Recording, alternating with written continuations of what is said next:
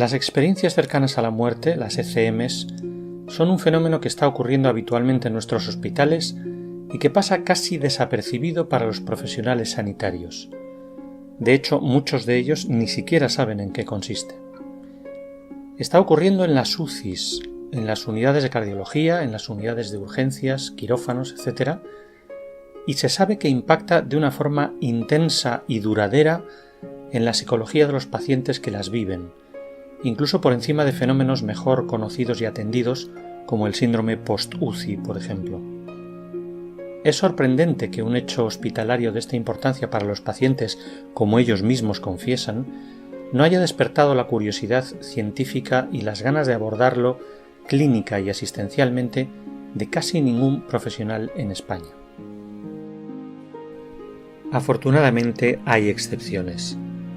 Visitamos al Dr. Manuel Sans Segarra en su domicilio de Barcelona, uno de los escasos médicos que sí han prestado atención a este apasionante fenómeno.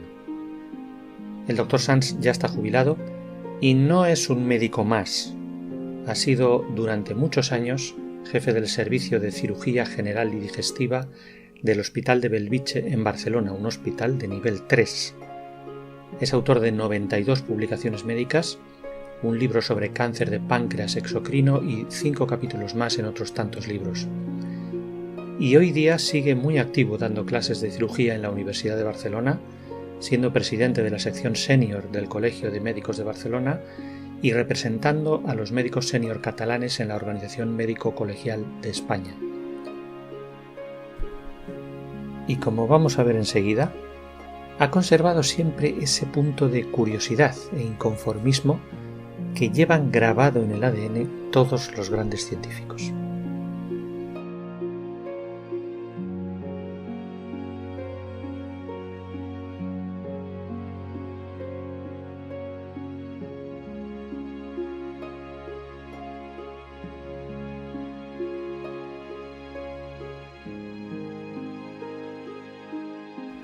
Y ahora aproximadamente unos veintitantos años, unos 22, 23 años, atendí en urgencias en el Hospital Universitario de Bellvitge un paciente que tras un traumatismo muy grave hizo un paro cardiorrespiratorio, se diagnosticó de muerte clínica, fue intervenido, lo recuperamos con medidas de reanimación cardiorrespiratoria, fue intervenido y en el postoperatorio este enfermo vino y me dijo, dice, doctor, yo le quería comentar a usted una cosa, situación esta que no es la habitual.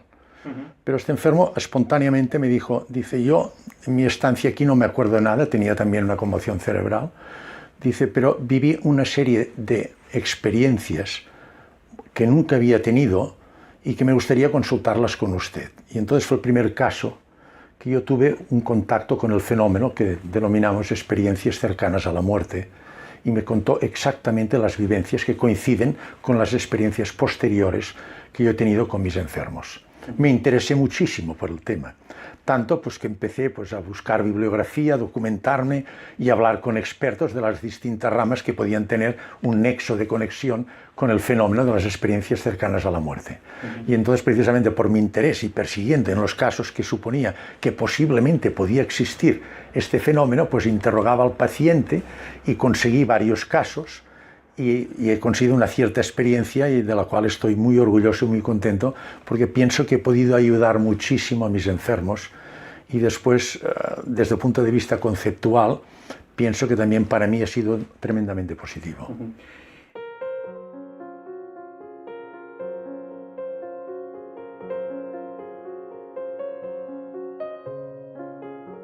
Yo a lo largo de mi vida solo he contado con los casos que yo realmente he vivido personalmente y podido. Tengo 5 casos. 1 que es incompleto y 4 que son completísimos. 3 por traumatismo, 1 durante una intervención quirúrgica y otro un infarto de miocardio, que yo no lo traté, pero lo conocía, tuve contactos con él y conseguí que me manifestara y me expusiera también que había tenido experiencias cercanas a la muerte, pero no tuvo nada que ver con el servicio de cardiología, que es quien lo llevaba. O sea, tengo pocos casos porque son única y exclusivamente mi interés personal y son individuales totalmente. en dos ocasiones. El primer caso que he comentado fue el que me dijo que había tenido unas vivencias que realmente le parecían muy raras y que buscaba una explicación científica, y yo como médico a ver si le podía documentar al respecto. Este me lo dijo espontáneamente. Y después también me lo dijo espontáneamente el paciente que tuvo experiencias cercanas a la muerte, que intervine de un cáncer de esófago y que tuvo. Los demás, al revés, no solo no te lo cuentan, sino que hay que conducirlos de una manera con gran suavidad, con presteza y delicadeza, para que realmente al final cuenten y manifiesten sus vivencias y experiencias. Nosotros, los que estamos interesados en este fenómeno, pensamos, después hablaremos de la incidencia, pensamos que la incidencia es muchísimo más elevada de la que tenemos nosotros recogidos en los estudios multicéntricos. ¿Por qué? Pues porque pensamos que en muchos casos quedan en el anonimato, porque no se persigue, ya sea el personal médico no tiene interés en perseguirlo, ni el de enfermería. El enfermo tiene miedo de contarlo, porque no se lo crean o porque le consideren un psicópata, y por estos motivos pensamos que la incidencia es mucho más elevada. No tenemos pruebas, pero pensamos, y muchos de los interesados coincidimos en esto, que hay casos que pasan totalmente desapercibidos.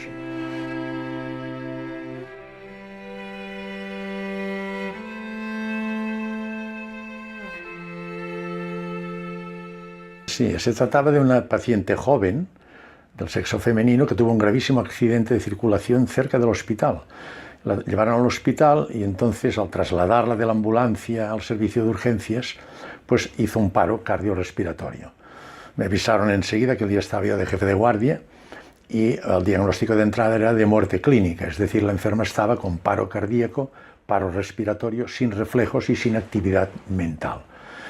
Pusimos rápidamente en marcha, en el servicio de urgencias ya tenemos una sala preparada con todos los mecanismos de reanimación cardiorrespiratoria, se hizo todo el tratamiento, conseguimos recuperarla a los 5 o 6 minutos. El paro estaba provocado por una situación de hipovolemia, de una gran hemorragia interna, lo que llamamos, tenía un hemoperitoneo, que es decir, una colección importante de sangre dentro de la cavidad abdominal por una lesión intraabdominal. Cuando recuperamos a la paciente y tuvimos un mínimo de condiciones hemodinámicas aceptables, la pasamos a quirófano, la intervine, efectivamente tenía un hemoperitoneo de más de 2 litros de sangre y había una lesión de bazo grave y una lesión de hígado grave. La intervino, una esplenectomía, tuve que extirpar el bazo y hacer una hepatectomía, extirpar medio hígado. De esta manera controlamos los focos hemorrágicos. La paciente se recuperó, entonces pasó a cuidados intensivos. Se recuperó de cuidados intensivos, la operaron posteriormente compañeros de trauma, porque tenía también 2 fracturas en las extremidades, y entonces ya con mi experiencia sobre las experiencias cercanas a la muerte, pensé, este caso podría ser un caso idóneo. Aparte de esto, pues era una persona que era personal sanitario de nuestro hospital y que nos conocía y tenía conocimientos sanitarios. Y entonces un día pasando visita le dije, usted pues tuvo un grave accidente y vino aquí, y pues la recuperamos, y usted durante este intervalo de tiempo que estuvo en el hospital tuvo algún tipo de vivencia o experiencia que saliera de lo normal. Y ella contestó, esto es muy habitual, dice, no quiero hablar de este tema. Cuando contestan de esta manera hay que suponer que detrás hay algunas vivencias. Aquel día no comenté más. Y en otra ocasión, siempre solo, es decir, sin público delante, para no estresar a la paciente, pasé por allí y le dije, mire, usted vino en situación tan crítica que hizo un paro cardiorrespiratorio, le hicimos reanimación del paro cardiorrespiratorio y conseguimos, y ella me contestó bruscamente, dice, no es necesario que me cuente nada más porque yo lo vi todo, sé exactamente lo que me pasó. Lo primero que nota la enferma es una salida brusca de su cuerpo, y en una situación elevada observó toda la situación de su cuerpo encima de una camilla y una serie de sanitarios alrededor. Esto le condiciona una gran sensación de sorpresa, no entiende, no sabe qué es lo que está ocurriendo. Ante esta situación, ella intentó ponerse en contacto con nosotros. Por los medios habituales de comunicación, el habla, fue imposible. Entonces se acercó y me intentó tocar. Su sorpresa fue inmensa, porque al intentar tocarme, pasó a través mío. Yo les puedo asegurar que yo no noté absolutamente nada. Perdón que le interrumpa. Esto que ella contó fue en el momento en el que ella tenía el paro cardíaco. Ella en este momento estaba en paro cardíaco estaba yo haciendo masaje cardíaco, estaba el anestesista ventilando mecánicamente con oxígeno al 100% y el electrocardiograma era plano. Es decir, que no había actividad cardíaca, no había riego en todo el organismo, especialmente en el cerebro. Esta enferma estaba clínicamente muerta. Y esta enferma, en estos momentos, con la objetividad del electrocardiograma plano, ella se puso en contacto conmigo, me tocó y pasó a través mío. Y no solo pasó a través mío, sino que después me contó lo que pasaba en la sala anexa. Teníamos entonces una sala de reanimación de urgencia donde estaban pacientes graves, operados algunos de ellos, que estaban todos monitorizados en la sala de cuidados intensivos. Me explicó exactamente los enfermos que habían, el personal que había. Y más lejos, en el servicio de urgencias, están los quirófanos de urgencias. Y me dijo, en el quirófano de urgencias estaban operando una fractura de cuello de fémur. Yo, después de hablar con ella, bajé al servicio de urgencia, revisé los ordenadores y exactamente lo que ella me contó en aquellos momentos, que estaba clínicamente muerta, con un electrocardiograma plano, y nosotros con todos los mecanismos de reanimación, lo que ella me contó era exactamente lo que estaba ocurriendo en aquellos momentos. Después de estos momentos de sorpresa, ella dice que empezó a notar una sensación de paz, de armonía, de gozo, y contactó con unos seres, dice, ella les llama seres luminosos, de mucha luz, que le orientaron y le ayudaron. En aquellos momentos tuvo una sorpresa tremenda, de una gran alegría. Contactó con su madre hacía poco tiempo que había fallecido. Este fenómeno es frecuente también en la bibliografía mundial, contactar con familiares o personas a las cuales afectivamente estamos muy unidos, ya fallecidos, que las encuentran y tienen un contacto visual con ellas. Y posteriormente refiero lo que dicen todos, a través de un túnel, de un puente. Ella no refirió esto, sino que vio a distancia una zona muy luminosa que le llamó la atención, y cuando alcanzó esta zona, la sensación de paz, de armonía, de gozo y especialmente de amor llegó a unos dinteles jamás vivenciados en la dimensión humana. En aquel momento ella refiere, también es frecuente, como si fuera una pantalla, tuvo una visión de toda su vida, pasada, presente y futuro. Esto sí que me dijo que no contara nada. Es decir, me contó cosas del futuro de su vida. Y encontrándose en esta situación tan placentera, los seres luminosos le dijeron que tenía que volver a su dimensión humana, reintroducirse en el cuerpo, porque no había terminado su ciclo en la dimensión humana. Ella se opuso, esto también es muy frecuente. Dice, yo no quiero volver, yo me quiero quedar aquí. Porque después me refieren, dice, el auténtico Vía Crucis y Valle de Lágrimas está en la dimensión humana. Dice, el otro lado, dice, es algo extraordinario. Pero realmente, siguiendo las órdenes, entonces reingresó, se introdujo nuevamente en su cuerpo, que a veces es violento. Depende, esto desde el punto de vista cuántico tiene su explicación, depende que haya una sincronía en la frecuencia vibratoria de las ondas electromagnéticas. La entrada puede ser normal o brusca. Entró bruscamente en el desto, en su cuerpo. Y esto después lo comentaremos. Todas estas vivencias que ella tuvo, me las explicó con una vitalidad, una serenidad que realmente hay que vivenciarlo esto. Ella dijo que realmente esto no tiene absolutamente nada que ver con un sueño, sino que es una auténtica realidad. Y me lo explicó hasta el último detalle. Es decir, se acordaba de exactamente todas las vivencias. Cuando después comentaremos que precisamente una de las zonas más afectadas de falta de riego cerebral es el hipocampo, una zona del sistema límbico, del cerebro medio, que corresponde por filogenia a los mamíferos, es de los que primero se afecta, donde se produce se almacena la memoria. En cambio, él tenía una memoria exhaustiva y perfectamente bien definida en cuanto a todos los detalles, los aspectos generales, como también todos los detalles que rodearon a la parte principal.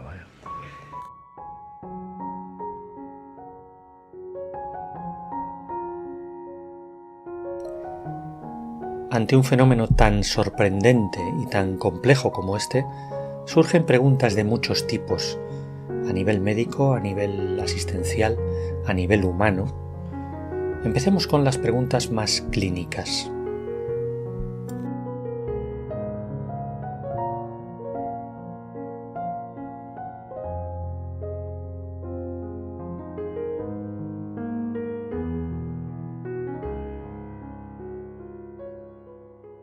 Lo primero que hice yo es abordar las experiencias por el método científico. Entonces, el método científico que esto es un trastorno psiquiátrico, es un trastorno alucinación. Entonces es lo primero que pensé, que hay que descartar. Entonces cogí mis historias y me reuní en el hospital pues, con los compañeros del servicio de psiquiatría. Había psiquiatras, había psicólogos, comentamos los casos, se los quedaron, los estudiaron y al cabo de unos días nos reunimos nuevamente y entonces me contestaron lo siguiente.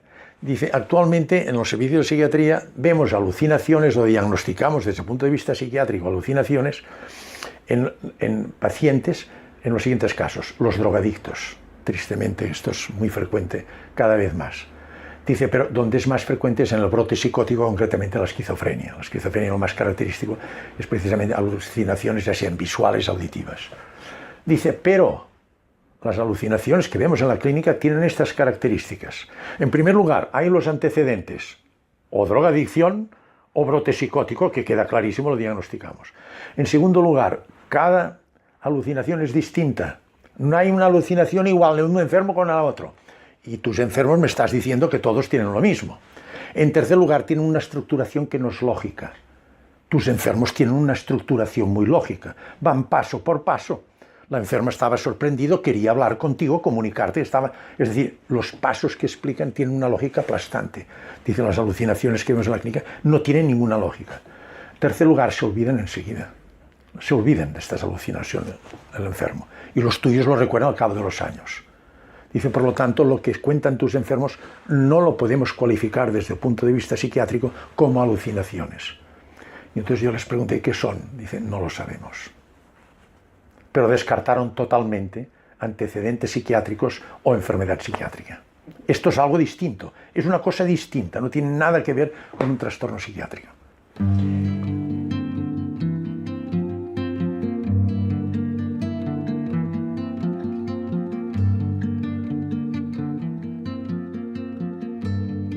Cualquier situación de muerte clínica, es decir, que condicione un paro cardíaco demostrado con el electrocardiograma plano, con un paro respiratorio, es decir, una apnea total, que no respiran, una reflexia, que no tienen reflejos, y después un coma, es decir, que no tienen respuesta a actividad mental. Cualquier situación que aboque, orgánica, que aboque a una muerte clínica, puede condicionar experiencias cercanas a la muerte. ¿Cuáles son en estos momentos en nuestra sociedad las causas más frecuentes que abocan a la muerte clínica? Sin lugar a dudas son las enfermedades cardiovasculares, la enfermedad arteriosclerótica, es decir, los accidentes vasculares tanto cerebrales, infartos cerebrales, hemorragias cerebrales, como a nivel coronario, cardíacos, infarto de miocardio, son los más frecuentes. Le siguen importancia los traumatismos. Hoy pues vemos grandísimos traumatismos de circulación de cualquier tipo. Intentos de suicidio, hay que preocuparse mucho con esto, cada vez aumenta más. Actualmente saben ya que con la pandemia se han duplicado en nuestro país los suicidios. Y después también por drogas, drogadicción también, esto es frecuente. Estas son las situaciones que con más frecuencia en nuestra clínica actualmente pues condicionan la muerte clínica. Anestesias también, es decir, en el curso de intervenciones por una anestesia, si se sobrepasa la anestesia o se produce la profundidad de la anestesia o se produce una hemorragia peroperatoria, como fue un caso mío, pues entonces esto también induce el curso de anestesia, drogas y anestesia.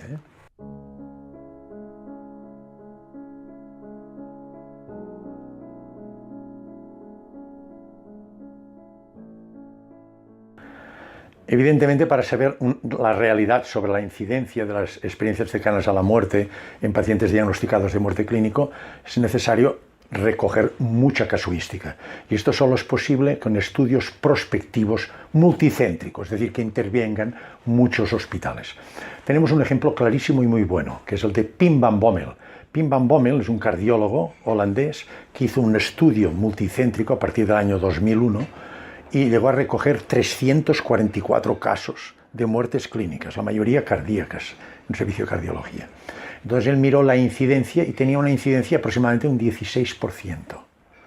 Después hay otro estudio interesante también en Estados Unidos de 116 casos y da una incidencia del 18%. Y después hay un estudio inglés de 39 casos que habla de un 23%. Estamos alrededor del 20%, 18, 22%, es decir, alrededor de un 20%. De todas maneras, lo que hemos comentado antes, pensamos los que estamos motivados que muchos casos pasan desapercibidos, van al olvido, que la incidencia es mayor, porque después se hizo este estudio norteamericano y hablaban, preguntando a la gente normal si habían tenido, llegaban alrededor casi a un 5%. Yo cuando lo leí quedé, pero realmente sorprendido. Es decir, que pienso que para conseguir una incidencia real tendríamos que trabajar con gente que esté mentalizada y conozca el fenómeno y hacer estudios prospectivos multicéntricos. No tenemos este estudio. El de Pim Van Bommel está publicado en Lancet en el año 2010, una revista de mucho prestigio, de Impact Factor, que se llama médica, muy importante, y es uno de los estudios más importantes que hay. Yo, lógicamente, en mis 5 casos y en mi hospital, que no hay una filosofía próxima a este fenómeno, pues yo no puedo decir la incidencia que tengo en mi hospital, porque en muchos casos yo ya no los veo de muertes clínicas, van a otros servicios, yo no los puedo ver.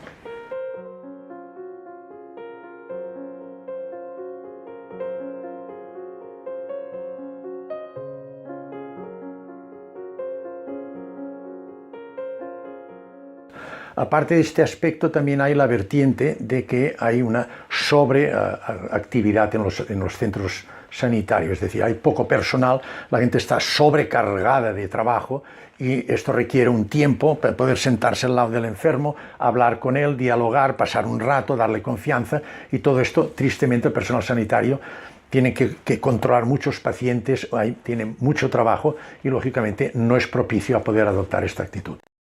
Es decir, por la vertiente científica y por la sobrecarga, pues no hay un interés especial por el personal sanitario. No solo esto, sino que llega algunas veces, como me ha pasado a mí, que cuando lo comento me dice, esto son tonterías, son fantasías, no le hagas caso, esto es por la hipoxia cerebral, la falta de irrigación, que provoca alucinaciones, y déjate estar de cuentos y vayamos al trabajo. O sea, esta es la respuesta. Hasta el punto que en nuestro ámbito veremos que hay muy poca gente pues que tenga un mínimo de inquietud y experiencia precisamente en este fenómeno por esto.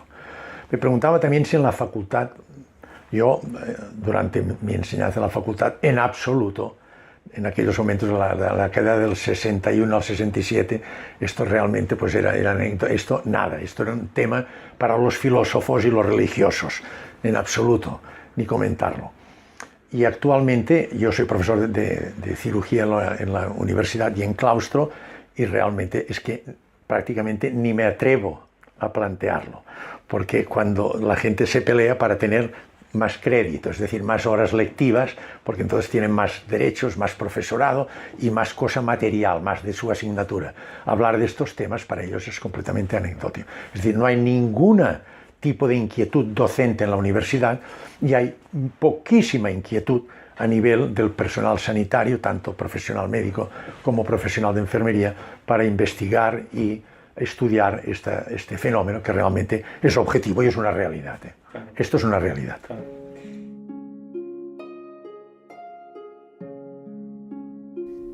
Independientemente de la causa médica y de la interpretación de las ECMs, lo que es innegable es que detrás de ellas hay un ser humano, un paciente que las vive en primera persona dentro del hospital y que queda profundamente marcado. ¿Estamos detectando y atendiendo adecuadamente a estas personas?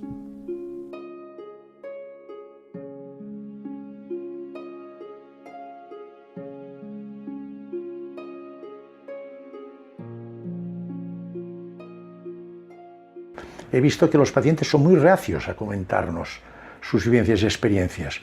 Y siempre hablando con ellos hay 2 motivos por los que no nos quieren contar. Uno, porque temen que no les vamos a creer, porque son unas vivencias que salen de la normalidad.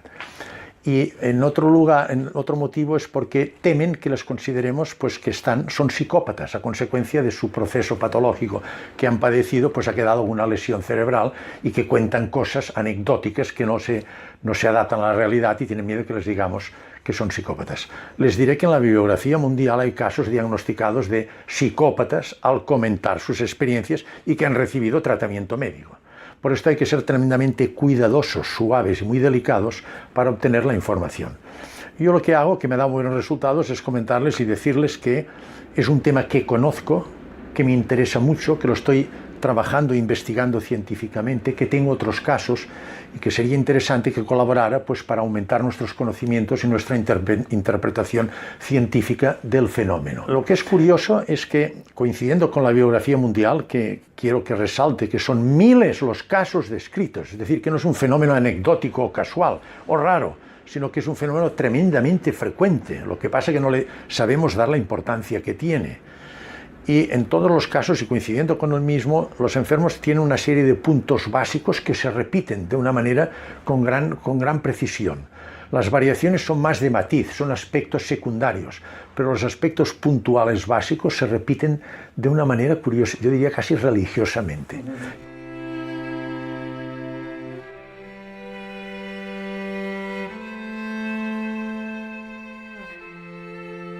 Lo que más le preocupa al paciente es la aceptación por parte del personal sanitario, médicos y enfermeras, familiares y amigos. Es decir, que le crean, que acepten que él realmente ha tenido un fenómeno, unas vivencias, unas experiencias durante el tiempo que él estaba en muerte clínico. Lo peor que podemos hacer a un paciente es negarle esta aceptación. Él está tan convencido de que esto es cierto, que aunque le digamos que esto son tonterías, fantasías, alucinaciones, que se debe a la falta de irrigación cerebral, él no se lo cree. Él dice, podéis decir lo que queráis, pero esto es real, yo lo he vivido realmente, esto es cierto, sé todos los detalles, sé hasta el más mínimo detalle. Una alucinación es completamente distinta. Después me han dicho, dice, ¿no sabe usted el daño que nos harían si a mí, cuando yo cuento esto, me dijera que soy una farsante, o me cortaran y dijeran que esto no es verdad? Dice, me harían un daño psicológico tremendo. El mismo enfermo lo dice. Es el problema lo que ellos más temen, el problema de aceptación de su realidad, de sus vivencias, que para ellos son tremendamente reales y que no se ha aceptado, y ellos desearían ardientemente que fuera aceptado personal sanitario, familiares y amigos. Este es el gran problema. Lo que pasa es que el personal sanitario no está motivado e interesado en esto, y se fundamenta el método científico que aparta esto.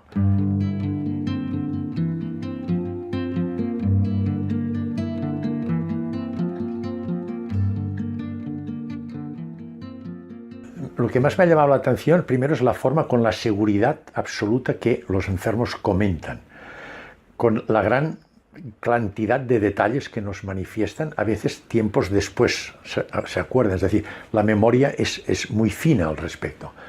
Después me llama mucho la atención el impacto que les condiciona, sobre todo el momento que ven la luz, es decir, la sensación de armonía, de paz y sobre todo de amor. Ellas hablan de amor, una sensación de amor y una sensación de expansión, es decir, que nosotros tenemos una conciencia local que nos delimita mucho, que tenemos un prisma de visión muy estrecho. Y cuando están dentro de las vivencias y experiencias alrededor de la muerte, su visión es tan amplia. Dicen que forman parte de todo el mundo, es decir, que forman parte del todo. Se sienten que están integrados, que es un conjunto, es un fractal. Aquí interviene el concepto de fractal de Mandelbrot, que introdujo el matemático. Es decir, que es un fractal, que es una parte, pero de un holograma total, y que ellos forman parte.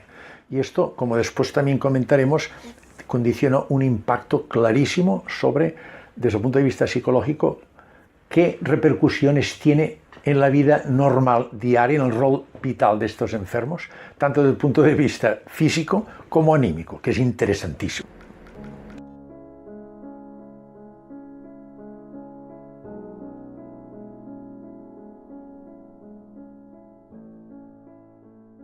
Mire, yo soy de una escuela, de una época, que el enfermo para mí es lo más importante. Y entonces, como trato enfermos muy complejos, mucho cáncer de esófago, páncreas, colon, recto, pacientes, es decir, muy complejos, estos enfermos hay que hacer lo que se llama el fellow, es decir, el seguimiento de ellos. Estos enfermos los sigo siempre en consultas externas. Yo tengo un día de consulta externa que tengo la revisión y el seguimiento de todos estos enfermos. Es decir, estos enfermos, por su patología y después por mi interés personal en las experiencias cercanas a la muerte, con mayor motivo, los he seguido durante muchísimo tiempo. Y entonces he podido comprobar de una manera muy fehaciente cuál es el impacto que ha condicionado las experiencias cercanas a la muerte, tanto en su rol vital, en los aspectos materiales y físicos, como en la vertiente anímica. Y realmente espectacular. En todos hay un cambio espectacular. ¿En qué consiste este cambio?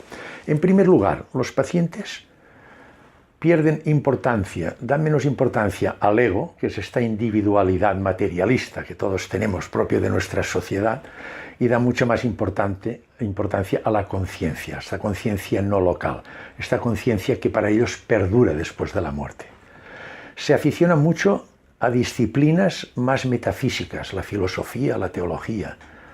Se vuelven mucho más intuitivos. Hablaremos después de la intuición, es una manifestación de esta conciencia no local. Y lo que llama más la atención, esto sí que nunca falta, es que pierden absolutamente el miedo a la muerte. ¿Por qué tenemos miedo a la muerte? Esto es un tema interesante. Tenemos miedo a la muerte todos por varios motivos.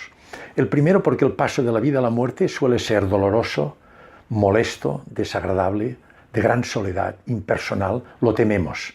Un gran accidente, una enfermedad que nos va a deteriorar. Es decir, es un paso molesto y desagradable. El segundo motivo por el cual nos asusta la muerte es porque supone un paso a lo desconocido. No sabemos qué pasa. La gran mayoría de la gente, o casi todos, no sabemos qué pasa. Un paso a lo desconocido siempre angustia a las personas. En tercer lugar, lo dejamos todo. Familia, amigos, todos los bienes materiales por los cuales nos hemos malgastado nuestra vida. Venimos sin nada y nos vamos sin nada. Y en cuarto lugar tenemos un instinto de conservación tremendamente potente. Todo esto condiciona el miedo a la muerte que tenemos todos. Estos enfermos de una manera taxativa lo pierden totalmente. Ellos dicen que están convencidos que hay una existencia, una vida después de la muerte, en otra dimensión energética, y que es tremendamente mejor, extraordinaria, que ellos la han conocido y no querían volver. Lo citan de una manera muy gráfica diciendo que el auténtico valle de lágrimas y el Vía Crucis está aquí, no en el otro lado. No querían volver, es decir, no tienen miedo. Una enferma, por ejemplo, me lo explicó de una manera muy gráfica, porque yo le pregunté, entonces, ¿para usted qué supone nacer? Dice, nacer, imagínese que usted va al sastre. El sastre le toma las medidas y le hace un traje. Cuando sale del sastre, con su traje nuevo, está pues hermoso, muy elegante. Al nacer el niño está precioso. Dice, pero el traje pues se va deteriorando y llega un momento que tiene que desecharlo por deterioro. El niño, todos tenemos un proceso de involución senil genéticamente marcado. Es un proceso bioquímico que hoy conocemos bastante bien, que nos va deteriorando hasta que llega un momento que el deterioro es incompatible con la vida y viene la muerte natural, a no ser que haya una causa intercurrente. Dice, esto es la vida. Dice, es un paso tan finito, tan corto, en una dimensión muy baja, energéticamente hablando, la dimensión humana. Dice que realmente pasarlo es realmente lo más beneficioso, alcanzar la otra situación. Entonces yo le pregunté, ¿y qué sentido tiene la vida? Dice, la vida es maravillosa, la vida hay que aprovecharla. Dice, venimos aquí a adquirir vivencias, experiencias, memoria. Esto es lo que nos llevamos. Hay que vivir intensísimamente. Estos enfermos, después de vivir su proceso de muerte clínica con sus experiencias, tienen una dinámica vital mucho más activa. Se interesan por todo. Quieren adquirir vivencias y experiencias, que es lo que se llevarán. Otro aspecto importante es que se vuelven tremendamente intuitivos. Comentaremos la intuición, que es muy interesante.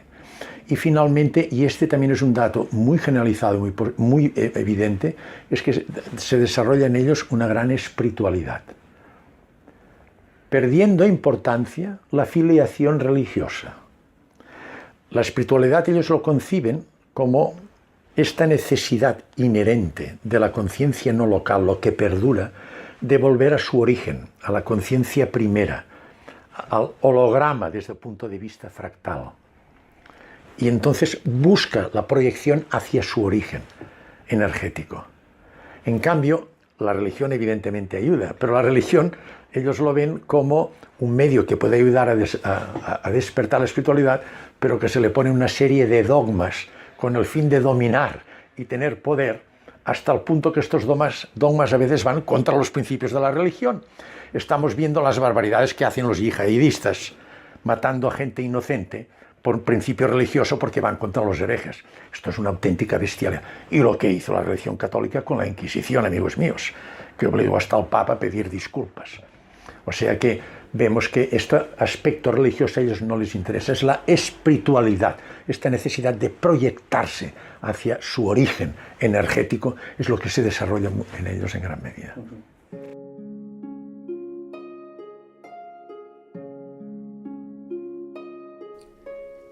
Las experiencias cercanas a la muerte son un fenómeno con múltiples facetas a investigar. En el plano médico son un desafío, por ejemplo, para la neurología, la anestesiología y la psiquiatría.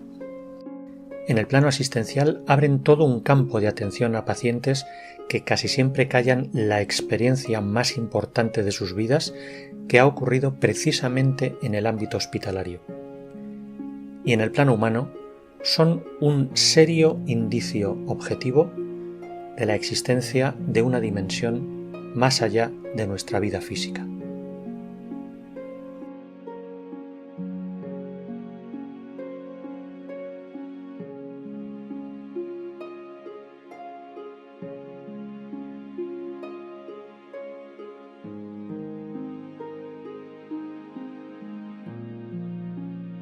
Para mí son una realidad objetiva clarísima. Lo que pasa es que yo en estos momentos no tengo un método científico para poderlas demostrar. Yo no puedo ir a un congreso médico y hablar de estas de experiencias cercanas a la muerte. Porque lo primero que me dirán, venga, demuéstramelo científicamente, estadísticas. Yo todo esto no lo puedo dar. Es decir, en este sentido, para mí son una realidad porque las he vivido, he visto cómo hablan los enfermos, he visto que tiene mucha explicación con la física cuántica y que es una realidad, esto es cierto, pero que no tengo un método científico. ¿Y en qué me ha influido mucho a mí?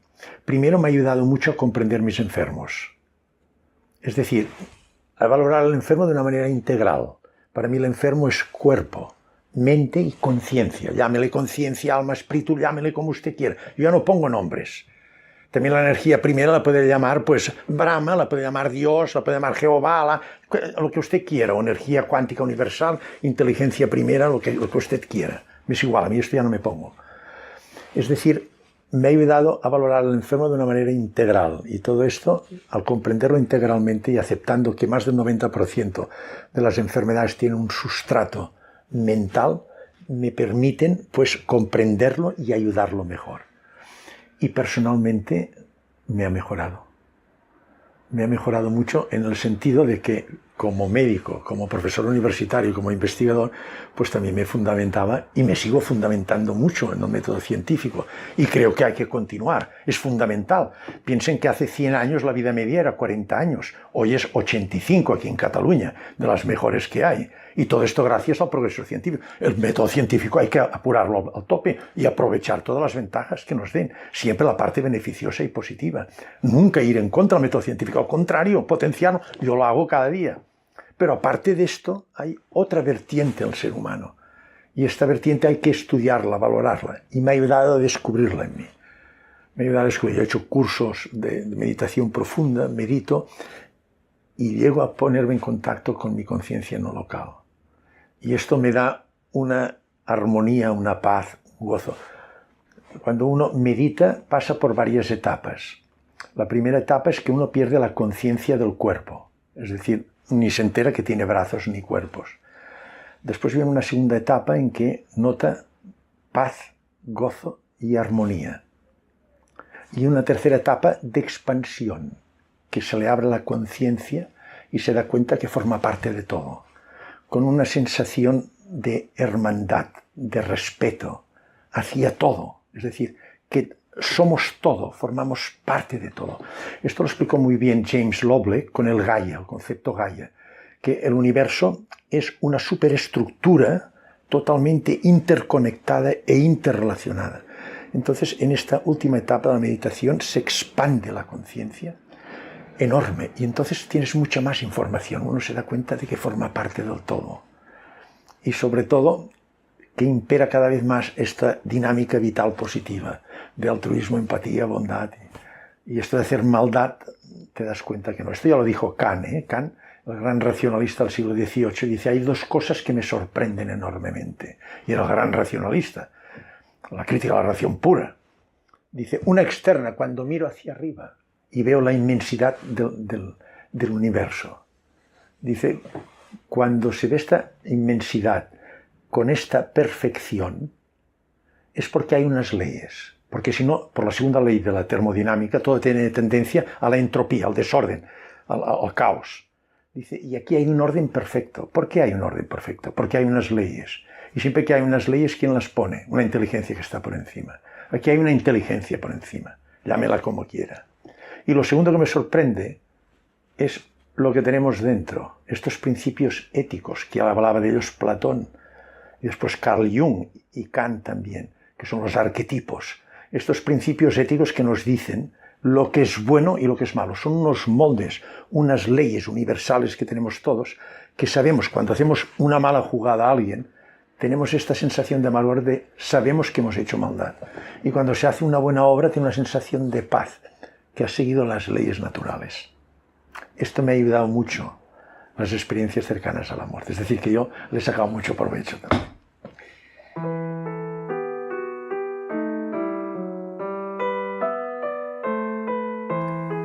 El Dr. Sanz sigue divulgando y colaborando con distintas instituciones en el estudio de las experiencias cercanas a la muerte. Ahí queda su testigo. Ojalá haya profesionales en España que sean capaces de recogerlo.